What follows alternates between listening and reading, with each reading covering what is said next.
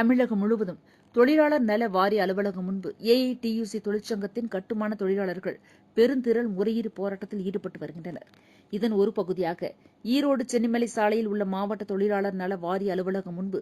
AITUC தொழிற்சங்கத்தின் சார்பில் பெருந்திரள் முறையீட்டு போராட்டத்தில் ஈடுபட்டனர். ஏஐடியுசி மாநில செயலாளர் சின்னசாமி தலைமையில் நடைபெற்ற போராட்டத்தில் வாரிய முடிவுகளை வாரியமே நிறைவேற்ற தன்னாட்சி அதிகாரத்தை வாரியத்திற்கு வழங்க வேண்டும், நல வாரியத்தில் பதிவு செய்த அனைவருக்கும் சட்டத்தில் உள்ளபடி இஎஸ்ஐ மருத்துவ வசதி வழங்க வேண்டும், ஓய்வூதியமாக மாதம் 2000 ரூபாய் வழங்க வேண்டும், வீட்டு வசதி திட்டத்தை துவங்கி 3 ஆண்டுகள் கடந்தும் திட்டங்களை நிறைவேற்றாத அதிகாரி மீது நடவடிக்கை எடுக்க வேண்டும், வெளிமாநில தொழிலாளர் வருகை வரம்பினை கட்டுப்படுத்தி 80% வேலைகளை உள்ளூர் தொழிலாளர்களுக்கு கட்டாயம் வழங்கும் வகையில் தமிழக அரசு தனி சட்டம் இயற்ற வேண்டும், வேலை செய்யும் இடத்தில் நிகழும் விபத்தில் மரணமடையும் மற்றும் ஊனமடையும் தொழிலாளர்களுக்கு இழப்பீடு சட்டப்படி முழு இழப்பீடு வழங்க வேண்டும் உள்ளிட்ட 14 அம்ச கோரிக்கைகளை வலியுறுத்தி